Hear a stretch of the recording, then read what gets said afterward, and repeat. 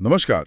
आज हमारे सामने कुछ ऐसे विचार हैं जो उस शख्सियत के माने जाते हैं जिसे दुनिया प्रोफेसर कहती है।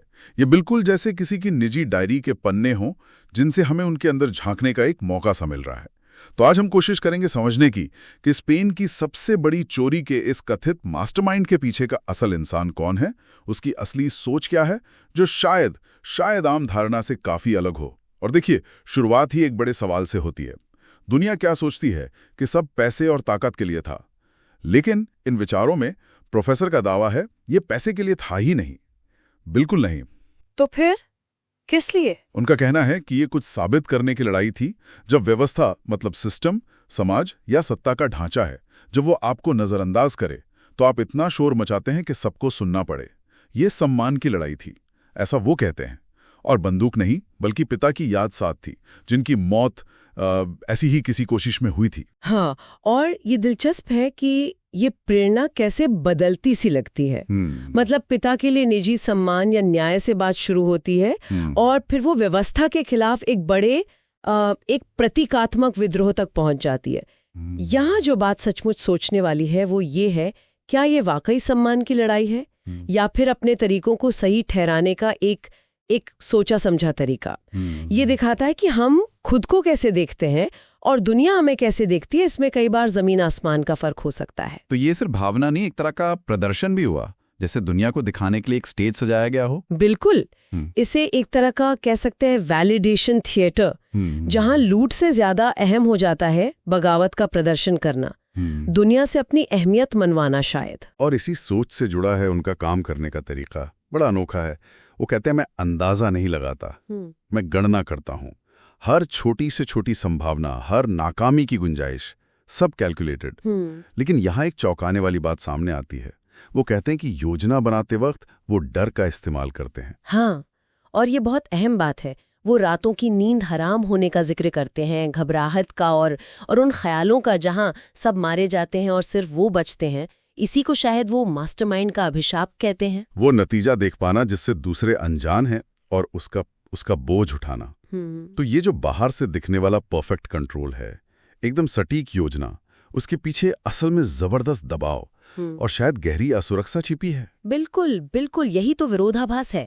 एक तरफ हर चीज पे नियंत्रण रखने की कोशिश, हर डिटेल पे पकड़, और दूसरी तरफ अंदरूनी डर और उथल पुथल। ये जो जुनून भरी प्लानिंग है ना, शायद इसी अंदरूनी डर से लड़ने का उनका अपना तरीका हो। लेकिन इस नियंत्रण के बीच एक और पहलू सामने आता है, टीम का नेतृत्व, लीडरशिप। वो कहते हैं कि वो टीम को कंट्रोल नहीं करते, नहीं, बल्कि उन पर भरोसा करते हैं। बर्लिन, टोक्यो, नैरोबी उनका जिक्र करते हुए कहते हैं जैसे जंगली आग को काबू में रखना। लेकिन फिर वो अपनी कमजोरी भी मानते हैं। लिस्बन के लिए प्यार, कहते हैं ये उनकी अकेली गलती थी, एकमात्र गलती जिसने उनके बनाए नियम तोड़ दिए।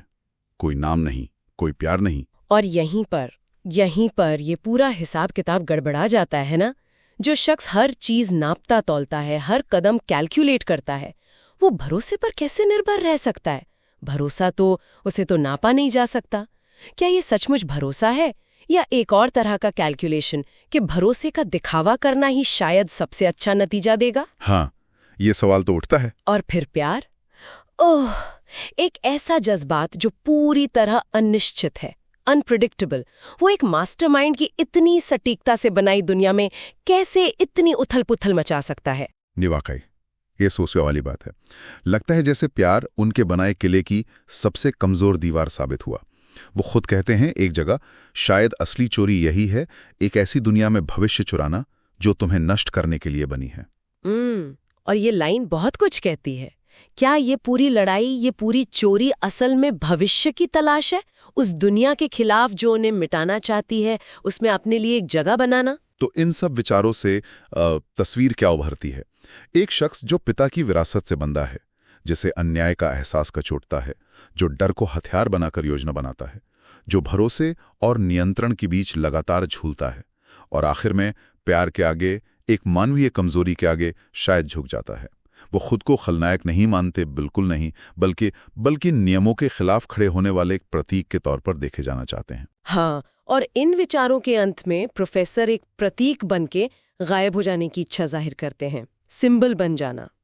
यहाँ एक सवाल, एक विचार हमारे लिए छोड़ जाते हैं।